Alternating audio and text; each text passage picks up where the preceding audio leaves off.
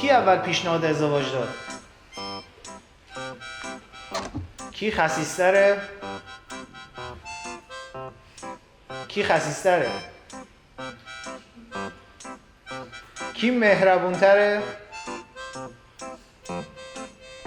دعوا میکنید کی زودتر میاد برای آشتی؟ کدوم احساسی تره؟ کی زیاد زور میگه؟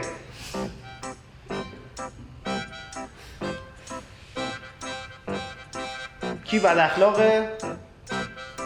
کی بد اخلاقه؟ کی آشپزیش بهتره؟ کی بیشتر اون یکی رو دوست داره؟ کی عاشق‌تره؟ شک داشت. خب به هم دیگه نگاه کنید. کی عاشق‌تره؟